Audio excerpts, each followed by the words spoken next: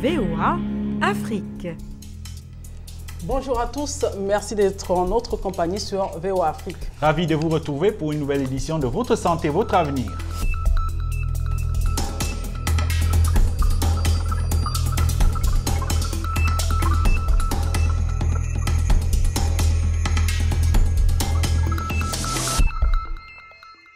Aujourd'hui, dans Votre Santé, Votre Avenir, nous parlons de la prise en charge des bébés prématurés. Qu'est-ce que les spécialistes préconisent pour éviter l'accouchement prématuré et quelles précautions prendre si malgré tout cela se produit? Des réponses à ces questions et bien d'autres éclaircissements sur la prématurité, c'est tout de suite dans ce programme. Mais voyons d'abord quand est-ce qu'on parle d'un bébé prématuré. Eh bien, Rosine, selon l'Organisation mondiale de la santé, la prématurité est une naissance qui survient avant le terme normal, soit 37 semaines révolues. Et Mohamedou, il existe différents stades de prématurité. Tout à fait, il existe en effet un stade de faible prématuré qui est de 35 à 37 semaines, le stade modéré de 32 à 34 semaines, le stade de grande prématurité qui est de 27 à 31 semaines et enfin celui des prématurés extrêmes qui est de 22 à 26 semaines, soit environ 6 mois et demi à l'accouchement. Parmi les 10 pays qui possèdent les taux les plus élevés de naissance prématurée figurent 2 pays africains, le Nigeria et la République démocratique du Congo. Et c'est justement en RDC que l'équipe de Votre Santé, Votre Avenir s'est rendue pour recueillir le témoignage de Masiala, une maman qui a accouché prématurément. Dans son témoignage, elle nous révèle comment elle a vécu cette expérience. Regardez. Normalement, mais je ne connaissais pas les raisons pour lesquelles j'ai eu un bébé prématuré. Lorsque je suis arrivée ici à l'hôpital et que j'ai accouché, les médecins m'ont ensuite expliqué que c'était dû à la mauvaise alimentation lors de ma grossesse.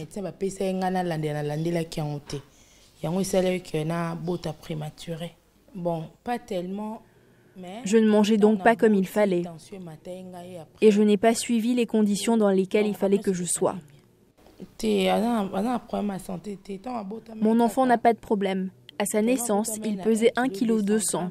Les médecins l'ont placé dans une couveuse, ils ont fait le suivi de son état de santé et après, ils me l'ont ramené. Comme vous le voyez, je suis avec mon enfant et ça va mieux. J'applique la méthode kangourou pour être en contact avec lui. Donc ça va. Évolution, il a bien, ça va. C'est un bébé prématuré. Il n'est pas comme tous les bébés. Quand les médecins me l'ont remis, ils m'ont soumise à plusieurs conditions pour m'en occuper. Me laver les mains à chaque fois que je veux le toucher, bien le couvrir pour le protéger contre le froid et surtout l'allaiter à chaque heure, exclusivement le lait maternel pour qu'il rattrape le poids qu'il n'a pas eu à sa naissance. Parmi les causes courantes des accouchements prématurés figurent les grossesses multiples, les infections et maladies chroniques comme le diabète et l'hypertension. Une situation qui se complique souvent en raison de l'absence de couveuses dans les structures sanitaires en Afrique. Voyons à présent ce qu'en pensent les spécialistes de la santé. Ces derniers préconisent des mesures de précaution pour éviter les accouchements prématurés. Le docteur Bruno Paul Tadi Mouyala nous explique comment s'y prendre quand une maman accouche prématurément. Les infections, dans notre milieu, les infections constituent une des grandes causes de la prématurité. Et la deuxième grande raison, c'est surtout les problèmes socio-économiques. Vous avez les causes liées notamment à la situation familiale, mais il y a d'autres causes qui sont d'origine environnementale. Alors, parmi ces causes-là, vous avez notamment la primiparité, c'est-à-dire mettre au monde le premier bébé. Le premier bébé, souvent, il peut naître prématuré. Pour un enfant né prématurément, les conséquences sont énormes. D'abord, chez nous, il est connu que les grandes prématurés, ce qu'on appelle les extrêmes prématurés, c'est-à-dire ceux dont l'âge gestationnel est inférieur à 32 semaines, alors ils sont tellement petits, avec de petits poids, et ils nous posent beaucoup de problèmes. D'ailleurs, chez nous, on considère les extrêmes prématurés comme étant un avorton. La prise en charge d'un prématuré, en général, ça coûte quand même cher. Donc, quand vous avez, comme ça, dans une famille, où vous avez des enfants qui naissent prématurés, ça existe. Il y a des familles où les mamans mettent au moins des prématurés. C'est quand même une grande charge. La prise en charge du prématuré doit obéir à certains critères. Nous appelons ça les chaînes. Vous avez la chaîne du chaud, c'est-à-dire il faut mettre l'enfant dans une neutralité thermique. Vous avez la chaîne de la sepsie, la propriété, l'hygiène. Vous avez la chaîne du glucose. Parce que ces enfants-là, normalement, quand ils naissent, ils n'ont pas fait des réserves, notamment en micronutriments et en glucides, en glucose. Donc, il faut leur apporter le glucose. Vous avez la chaîne de ventilation, c'est-à-dire un prématuré, étant donné ses capacités pour respirer, donc les capacités sont insuffisantes, il faut en tout moment surveiller s'il n'a pas une pas encombrée, s'il ne fait pas un arrêt respiratoire. Donc ça c'est la chaîne de ventilation. Et puis vous avez la chaîne de l'information. La chaîne de l'information consiste à quoi? C'est-à-dire il faut une collaboration liée, donc entre les parents et le médecin ou l'agent de santé. Donc il faut lui éviter les travaux manuels qui sont difficiles pour eux, qui peuvent accélérer l'accouchement prématuré. Et surtout, je reviens dans le CPN, donc là, il faut surtout prévenir des maladies qui sont à l'origine, parfois c'est la mortalité notamment, mais aussi de la prématurité.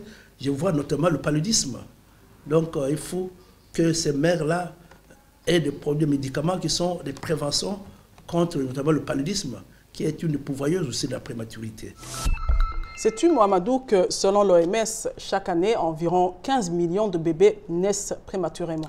Tout à fait, Rosine. Et selon l'Organisation mondiale de la santé, en 2012, près de 7 millions de personnes sont décédées prématurément. Et cela est dû essentiellement à la pollution de l'air. Les politiques devraient donc se pencher sur ce problème environnemental pour sauver des millions de vies. Et sur ce sujet, nous avons d'ailleurs cette réaction sur Facebook d'Eliezer Kabouya de Lubumbashi en RDC qui dit qu'à cela s'ajoute la pauvreté croissante dans les zones rurales. Elles sont difficiles d'accès et le suivi effectif d'une grossesse en croissance n'est pas toujours possible. Voilà un autre handicap qui rend la tâche difficile dans la prise en charge des naissances prématurées. La question de la semaine à présent, elle nous vient d'Héritier Lusimba, qui nous suit en RDC. Lusimba dit qu'à chaque fois qu'il tombe malade, on lui dit que c'est la fièvre typhoïde, bien qu'il se lave toujours les mains. Il demande ce qu'il peut faire pour améliorer sa situation. Voici la réponse du docteur Armand Guincap.